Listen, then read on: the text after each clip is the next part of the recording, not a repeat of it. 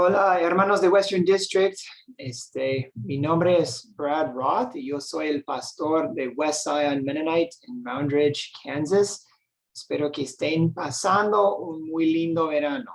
Estoy muy agradecido por tener la oportunidad de hablar acerca de un tema que está muy cerca a mi corazón, y eso es la Santa Cena, la comunión. Y estoy dando ese taller a través de un video porque actualmente yo y mi familia estamos en el país de Perú visitando a la familia de mi esposa. Bueno, yo escribí un libro hace poco, fue publicado por una prensa que se llama Percolate Press, y se llama The Hunger Inside, How the Meal Jesus Gave Transforms Life. El hambre adentro, como la cena que Jesús nos dio transforma las vidas.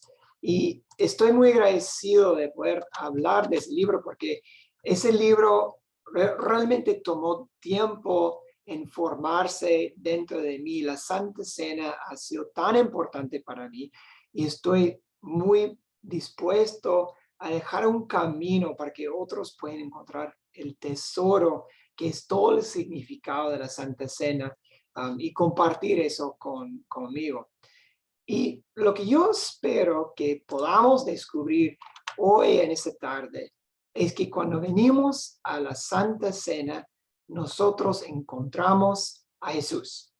Y quizás eso no te parece mucho, encontrar a Jesús en la Santa Cena, eso es básico, ¿no?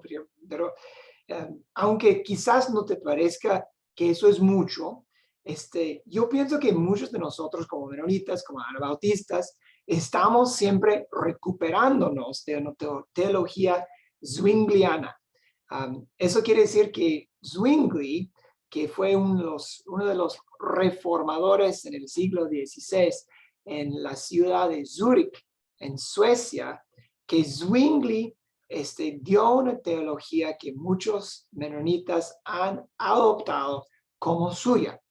Y eso es un poquito extraño para mí porque Zwingli trató de la mejor forma que pudo en matar a los anabautistas, nos odiaba, pero muchos de nosotros hemos adoptado su teología.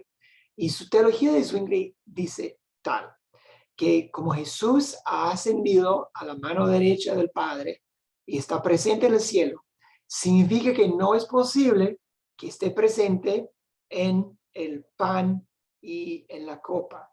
Y para mí es interesante ese, esa frase, esa teología, porque me parece algo muy estrecho, muy pequeño a decir. Pero de todos modos, yo quiero invitarles que consideren que en la Santa Cena realmente encontramos a Jesús, el Jesús que siempre vive. Y no sé dónde usted está en su entendimiento acerca de la comunión, pero yo quiero invitarle que vaya un poquito más profundo a entender qué es lo que pasa en la Santa Cena. Bueno, para empezar, quiero contarles una historia que no tiene nada que ver con la comunión necesariamente, pero creo que ilustra un poquito el lugar en que nos encontramos cuando hablamos de la Santa Cena. Nosotros hace poco estuvimos hablando de un señor puertorriqueño que recién vino aquí a vivir en Kansas.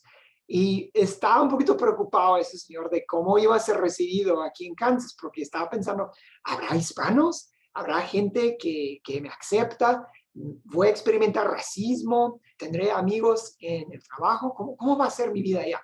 Y me alegro mucho poder decir que él reporta que no ha experimentado ninguna clase de racismo, ningún problema, ha estado bien a gusto, bien cómodo aquí en Kansas. Aparte de una cosa, un día dice que fue a comer un restaurante aquí cerca de nosotros y estaba ahí en el restaurante y se dio cuenta que un señor, un anciano, lo estaba mirando fijo. Y mientras nuestro amigo estaba comiendo su comida, un bistec apanado y frito, mientras él estaba comiendo su bistec, miraba de reojo que ese señor lo estaba mirando y echando ojo, y el señor dice que le estaba incomodando un poquito. En algún momento voltea y dice, oye, disculpe señor, pero ¿le puedo ayudar con algo? Y dice que ese anciano le comenta y le dice, bueno, ¿puedo mirarle mientras come? Porque eso es algo que mi doctor ya no me permite comer. Entonces no fue racismo, No fue que le pareció un bicho raro, simplemente quería mirarle comer algo que ya es prohibido para él, un pedazo de bistec frito. Y les cuento eso porque yo creo que en eso estamos muchas veces cuando hablamos de la Santa Cena. Nosotros podemos hablar de recordar lo que Jesús hizo hace 2000 años en este aposento alto. Y podemos tener la idea que simplemente estamos mirando a Jesús y a Pedro y a Andrés y Santiago y Juan y Felipe y todos los demás discípulos. Podemos tener la idea que los estamos mirando nomás comer. Pero yo me pregunto, ¿será que eso nomás lo que estamos haciendo en la Santa Cena? ¿O será que estamos participando en algo que es verdad, algo que es real? Y en cierto sentido tiene sentido que es pensar que es algo en que estamos mirando nomás, recordándonos, porque Jesús mismo dijo, hagan eso en memoria de mí. Y es verdad, sí estamos recordándonos lo que Jesús ha hecho para nosotros y estamos identificándonos con su historia sagrada del movimiento de Dios en el mundo. Y la memoria es un tema muy profundo en la Biblia, ¿no? Muchas veces encontramos que la gente habla de que Dios, por favor, no te olvides de mí, ¿no? O dicen, nunca me voy a olvidar de Dios y sus mandamientos, ¿no? Hablamos de la memoria. Pero también vemos aquí que no es solo memoria. Jesús dice en esta noche, cuando habla de comunión, dice, esto es mi cuerpo, esta es la copa derramada en mi sangre, ¿no? Entonces, puede ser que entendemos los mecanismos de cómo es que Jesús está presente en el pan y el vino, pero debemos tomar un momento para pausar aquí, porque él usó un lenguaje bien puro y fuerte para decir que esto es mi cuerpo, esto es mi sangre. Y es el mismo Jesús que dijo en Juan 6, 55 a 56, que mi carne es verdadera comida y mi sangre es verdadera bebida. El que come mi carne y bebe mi sangre, en mí pertenece, y yo en él. Y mientras yo he estudiado las escrituras, leído a los padres de la iglesia, experimentado a Jesús por mi propia cuenta en la comunión, yo he estado cada vez más convencido de la centralidad del encuentro con Jesús que nosotros debemos tener en la Santa Cena. Pero yo no siempre pensaba así. Les quiero decir un poquito mi historia. Yo crecí en lo que se llama la Iglesia Evangélica Menonita, que es una variedad de iglesia menonita que siempre estaba en camino hacia la salida de la iglesia menonita. Y yo tengo bastantes buenos recuerdos de esa iglesia. Yo realmente los respeto mucho. A mí me enseñaron a amar a Jesús, a amar a la Biblia, pero cuando viene la comunión, la verdad es que en esa iglesia simplemente la comunión no era muy importante. Lo practicamos bien de vez en cuando, como máximo 4 veces al año. Y siempre decían, cuando estamos comiendo esos pedacitos chiquititos de pan y copitas de jugo de uva, que era solo un símbolo. Tan solo es un símbolo. Y Jesús dijo que tenemos que hacer eso en memoria de él. Entonces, bueno, lo hicimos. Ya basta, no hay nada más que decir. Pero yo cuando entré a estudiar más en la universidad, empecé a estudiar padres de la iglesia, por ejemplo, el Ignacio de Antioquía y otros padres de la iglesia. Empecé yo a darme cuenta de lo importante que era la Eucaristía o la comunión para la mayoría de los cristianos acerca de la mayoría del tiempo, en cuanto a la mayoría del tiempo. Yo estaba mirando a lo que era para mí una cultura extraña y me fascinaba.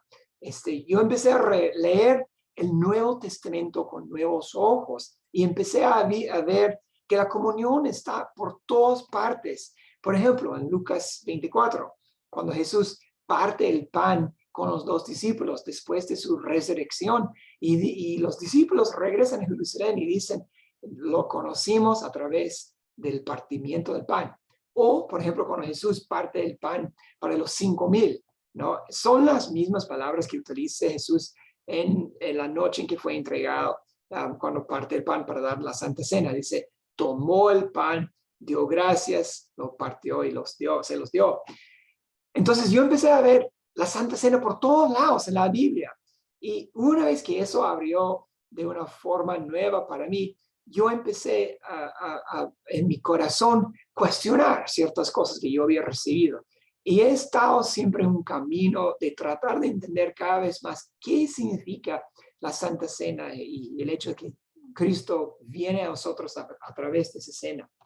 Y mi libro, The Hunger Inside, El hambre adentro, es realmente como mi biografía de comunión. Estoy contando mi propia historia, pero también estoy tocando fuentes y autores bien profundos a lo largo de la historia, tanto en el oeste como en el este. Pero yo vengo como alguien que todo eso es nuevo para mí. Y yo soy como un niño entrando a una panadería. Yo, wow, qué rico todo. Yo puedo tocar y agarrar diferentes ideas de diferentes teólogos porque me parece todo tan importante.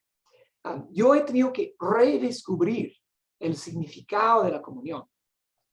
Y en cierto sentido, eso no debe haber sido necesario para mí como anabautista, porque siempre la comunión ha sido importante para los anabautistas. Por ejemplo, si uno mira a los anabautistas del siglo XVI, uno se da cuenta que, por ejemplo, los artículos de Schleitheim, que es una de las primeras confesiones de fe que salió del movimiento menonita o anabautista, en las confesiones de Schleitheim dice que cada vez que el grupo reúne, debe celebrar la Santa Cena. Y de ahí añade las confesiones, dice que cada vez que reúnen deben celebrar la Santa Cena y deben reunirse 3 a 4 veces la semana. Imagínense. O, por ejemplo, Conrad Grebel, que fue un líder entre los anabautistas del siglo XVI. Conrad Grebel dijo que la comunión se debe celebrar bastante y enseguida. Y he hablado con menonitas que me han contado el espíritu de preparación que ellos han conocido antes de venir a la mesa de nuestro Señor. Es que siempre han venido con una reverencia profunda para celebrar la Santa Cena. Por ejemplo, un señor menonita mayor me contó que cuando era más joven en su iglesia de Western District, la semana antes de venir a la Santa Cena, todos buscaban ponerse de acuerdo y buscar perdón entre la iglesia. Y una de las cosas que hacían en su iglesia, donde él creció, era que los hombres devolvían todas las herramientas que habían prestado, devolvían las herramientas a sus hermanos, ¿no? De la iglesia. Otro señor me contó de cómo en su iglesia Western District, cuando era más joven, tenían un pan especial para la Santa Cena. Y el pan se partía en 12 pedazos por cada uno de los apóstoles. Y la gente venía para recibir ese pan con trapitos blancos, limpiecitos, porque el pan se consideraba algo tan sagrado, ¿no? Y esa reverencia me parece que es muy diferente a lo que muchas veces experimentamos en la iglesia menonita actual, donde a veces hasta tenemos una actitud de menospreciar a la comunión, donde muchas personas dicen, es tan solo un símbolo. Y bueno, obviamente es un símbolo, pero ¿por qué siempre decimos tan solo un símbolo? Y lo que para mí ha sido interesante es cómo mi libro ha sido recibido hasta ahora. Yo pienso que hay 2 diferentes grupos que están recibiendo el libro, pero de 2 diferentes formas. Por un lado tenemos la gente que viene de iglesias, que podemos decir la alta iglesia, la iglesia donde hay mucho rito, no mucho ritual. Por ejemplo, la iglesia católica, o los anglicanos, o las iglesias ortodoxas del este. Y mucha gente que ha venido de esas iglesias ven comunión como el fuente y ápice de toda la vida cristiana. Entonces, lo que ellos están encontrando en mi libro es algo que es refrescante, algo que es bonito, porque están mirando que yo estoy escribiendo como alguien que ha tenido que encontrar su propio camino, que viene a la comunión con tanta pasión y sorpresa de encontrar a Jesús, porque no lo tomo por entendido. Es un tesoro precioso que yo he encontrado y lo quiero compartir. Y para esa gente es algo refrescante. Por otro lado, yo estoy encontrando que hay gente que viene de iglesias anabautistas o iglesias libres o evangélicos que no han encontrado esa profundidad en la Santa Cena, nunca lo han imaginado. Y al escribir ese libro y leer el libro, están como entrando un poquito más en el significado de la Santa Cena. Y por ejemplo, una hermana me dijo que habló con su pastor después de leer mi libro y le contó, le dijo que, oye, pastor, hace tiempo que no hemos celebrado la Santa Cena, ya nos toca. Y el pastor entonces les lideró en celebrar la Santa Cena. Y para mí, que de donde sea que viene uno, si puede fomentar una hambre cada vez más para la Santa Cena, para mí eso es ganar. Porque cada hambre que tenemos para la Santa Cena realmente es un hambre para Cristo Jesús. Y eso es lo que yo quiero fomentar, es que la gente pueda tener un encuentro verdadero con Jesús en la Santa Cena. Y bueno, si miramos a las Escrituras, encontramos que es ese encuentro con Jesús que toma el lugar central cuando hablamos de la mesa de la comunión. Por ejemplo, Pablo escribe en 1 Corintios 11, 23 y siguiente, dice, porque yo recibí del Señor lo que yo os he compartido o entregado, que la noche en que Jesús fue entregado, tomó pan y después de dar gracias, lo partió y dijo, eso es mi cuerpo que es dado para ustedes. Y después de la cena tomó también la copa y dijo, esto es la copa derramada en mi sangre, el nuevo pacto derramado en mi sangre. Hacer esto cada vez en memoria de mí. Y entonces, esas palabras que se llaman las palabras de institución, y la enseñanza cristiana es que a través de esas palabras de Cristo y a través de el Santo Espíritu, eso es cuando hay una transformación en el pan y en la copa. Y obviamente la Iglesia Católica tiene una teología muy sofisticada acerca de cómo es esa transformación, y en la Iglesia Católica se llama la transfiguración. Pero hay otras maneras de verlo. En las iglesias ortodoxas no usan la palabra transfiguración, sino simplemente hablan del misterio del pan y vino, hablan del metaboli. El metaboli significa el cambio. Entonces, no traten de fijarse precisamente cómo es que ocurra el cambio, sino dicen que hay un cambio que ocurre en el pan y en el vino. Y aún en las iglesias donde pueden tener un poquito de miedo de hablar de que los elementos van a cambiar, de todas maneras, esas palabras de institución son las palabras que todos compartimos como cristianos. Y lo demás viene enseguida. Ahora, si se fije en esas palabras que Pablo escribe en 1 Corintios 11, 23 y siguiente, se va a dar cuenta de cómo esos versículos están tan llenos de significado. El apóstol Pablo está escribiendo y él dice que yo recibí del Señor lo mismo que os estoy entregando. Y dice que quiere decir que está pasando la tradición sagrada, ¿no? Jesús me enseñó, yo les estoy dando eso. Y eso es algo muy importante para él. Por ejemplo, al principio del capítulo 11, dice, imítenme a mí como yo imito a Cristo.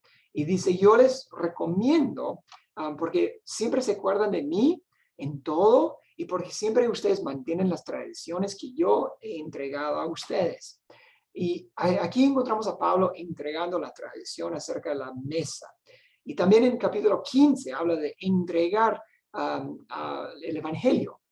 Y eso es importante, es la misma palabra, entregar o enseñar, ¿no?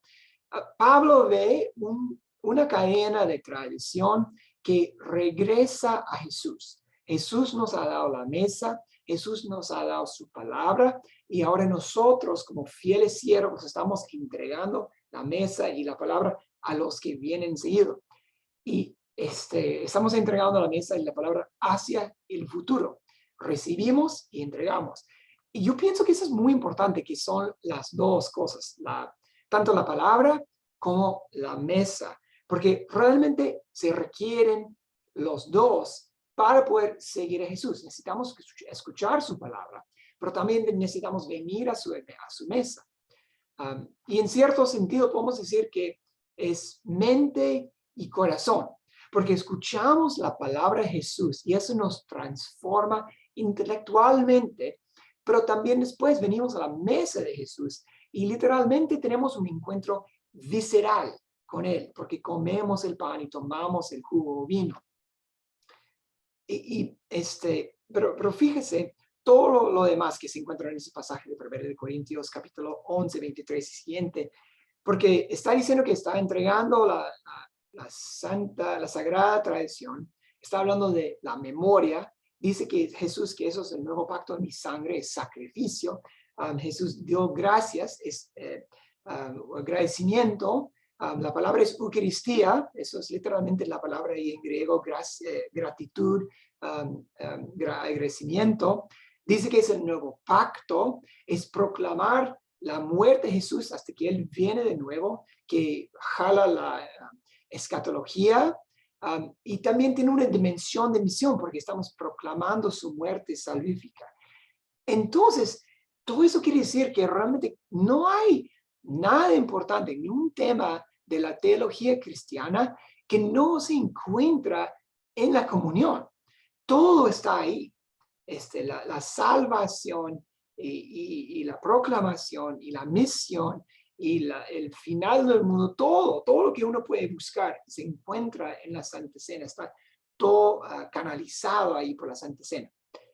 Y yo digo que si uno va un poquito más allá en ese pasaje de 1 Corintios 11, ve que también Pablo está hablando de la importancia de examinarnos a nuestras conciencias antes de venir a la mesa. Entonces también se encuentra un elemento, un tema de arrepentimiento, porque eso es algo importante, algo poderoso que está ocurriendo ahí en la Santa Cena, en la mesa del Señor. Y hermano, para mí es interesante porque yo no puedo imaginar cómo Pablo diría, como dice ahí en 1 Corintios 11, que si uno no se examina el corazón, si uno no examina su corazón, que algo malo le puede pasar. Dice Pablo que se puede enfermar, hasta se puede morir. Para mí es imposible imaginar cómo Pablo podría decir eso si es tan solo un símbolo, ¿no? Si es algo que te puede matar, entonces es bien importante, algo verdadero está pasando ahí que tenemos que tomar eso en cuenta. Pero ¿qué es lo que está pasando ahí? Entonces, yo pienso que el hecho primario y lo que tenemos que mantener central es que en la mesa del Señor encontramos a Jesús. Así de simple. Y piensen nomás en el milagro de eso.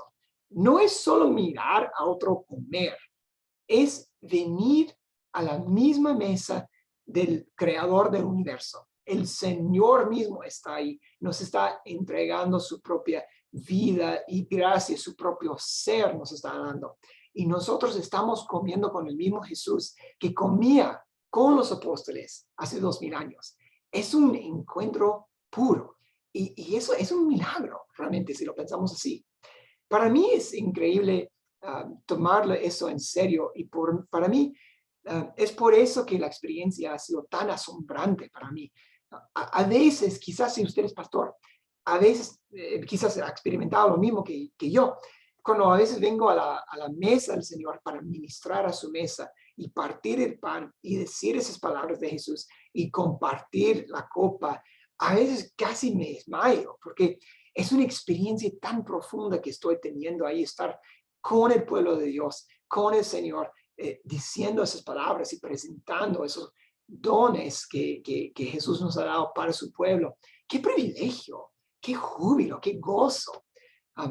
Y también he tenido experiencias bien profundas de venir a la mesa y sentir el Espíritu de Dios, de pasar de arriba a abajo, de cabeza a pies, cuando yo recibo los elementos. Para mí es un momento bien profundo. Les cuento que hace un par de años empecé un pequeño servicio de Santa Cena en nuestra casa, en nuestra sala, y hemos invitado a algunos amigos que vengan a participar con nosotros, porque yo tenía un hambre dentro de mí. Yo estaba sintiendo que necesitaba venir a la mesa del Señor más enseguida de lo que celebramos en nuestra iglesia, que es como 4 veces al año. Y a veces cuando estoy ahí con nuestros amigos, con esos hermanos que vienen a acompañarnos en la sala de nuestra casa, a veces en el momento de recibir el pan y tomar el vino, a veces después ni siquiera puedo hablar, me deja sin palabras. Yo siempre me paro para decir la bendición final y me sale todo transgiversado porque es como que si mi lengua se me cae y no puedo hablar bien, porque Jesús viene y está con nosotros. Y en ese momento yo siento su presencia, es un encuentro que tengo con Él. Y al hablar con otros hermanos, otros pastores, otros líderes, yo siento que también otros han compartido lo mismo. Por ejemplo, algunos de sus historias yo cuento en el libro. Um, y yo pienso que el regalo que Jesús nos da a la mesa es un regalo de orientarnos hacia Jesús. Y también orientarnos hacia el otro, uno al otro. Y no hay ningún otro lugar donde encontramos ese mismo poder de orientarnos, de encontrarnos con Cristo y de encontrarnos uno al otro de una forma más profunda. Realmente eso es parte del milagro de la Santa Cena. Bueno, entonces, ¿qué? Bueno, yo les quiero animar en un par de cosas. Primeramente, les quiero animar en que vengan con un sentido de expectación a la mesa del Señor. Hay una canción que a veces cantamos en la iglesia que dice, yo vengo con gozo a encontrar a mi Señor en su mesa, ¿no? Y yo pienso que debemos venir con este gozo. Debemos de prepararnos con oración, con confesión, confesar nuestros pecados delante del Señor.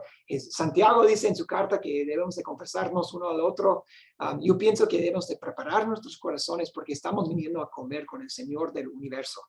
Y también, por otro lado, debemos venir con un sentido de reverencia y gozo porque realmente estamos encontrando a Jesús en esa mesa. También pienso que debemos salir de la mesa con un sentido de Jesús, de que Jesús está haciendo y estará haciendo algo dentro de nosotros y que uno debe prestarse atención a lo que está haciendo Jesús. Puede ser que más tarde, después de recibir la Santa Cena en el servicio, va a sentir el movimiento de su gracia en su corazón. O puede ser que durante la noche, mientras está durmiendo, va a sentir que Jesús está obrando algo en las profundidades de su corazón. Debe juntar sus oraciones a ese movimiento de Jesús y decir, Jesús, ¿qué es lo que me quieres enseñar? ¿Qué estás haciendo dentro de mí a través de la Santa Cena? La Madre Teresa dijo que debemos de orar a Jesús que nos da la ternura de la Eucaristía. Y yo pienso que eso es bien importante, la ternura de la comunión, ¿no?, que estamos experimentando en él. Y la tercera cosa que les quiero animar en cuanto a la Santa Cena es que debemos de vivir la mesa del Señor. ¿Qué quiere decir con eso?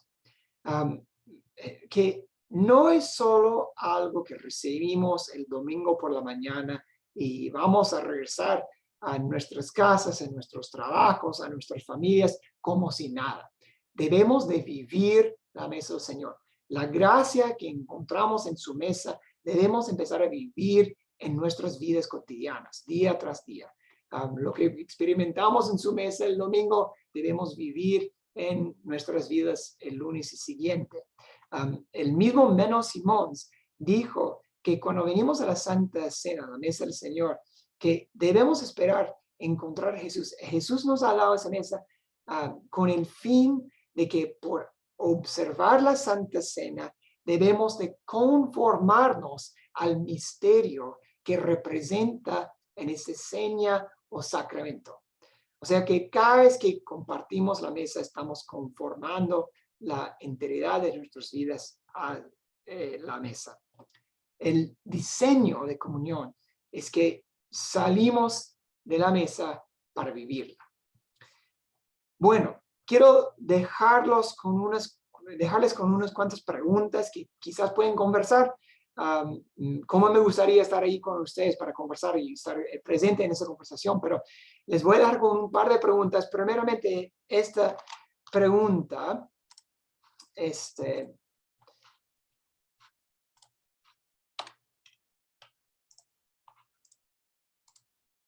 ¿cuál ha sido su experiencia con la comunión en la iglesia en que creció? O sea, hablando de su juventud, si es que ha crecido en una iglesia. También, ¿cómo es su experiencia en su iglesia actual? Segunda pregunta, ¿alguna vez ha experimentado un momento de encuentro con Jesús como lo que estoy diciendo? Tercera pregunta, ¿hay algo que le retiene en tener una experiencia más profunda en la comunión? ¿Y cómo ha vivido la mesa del Señor? Bueno, me alegro mucho que hemos tenido ese tiempo juntos. quiero dejarles con una oración de comunión que se encuentra en el libro presbiteriano de alabanza. Y para mí, esta oración de ese libro presbiteriano es un libro bien bonito porque realmente junta lo que es la mesa del Señor con ser mandados al mundo en misión. Entonces, quiero orar esa oración con ustedes y de ahí terminamos el taller. Oremos. Dios de gracia, nos has hecho uno con todo tu pueblo en el cielo y en la tierra. Nos has alimentado con el pan de la vida y nos has renovado para el servicio. Ayúdanos a nosotros que hemos compartido el cuerpo de Cristo y recibido su copa, que seamos discípulos fieles y que nuestro vivir diario sea parte de la vida de tu reino y nuestro amor sea tu amor, penetrando la vida del mundo. Por nuestro Señor Jesucristo. Amén. Bueno, hermanos, muchas gracias. Que Dios les bendiga ricamente. Que tengan una buena asamblea. Adiós.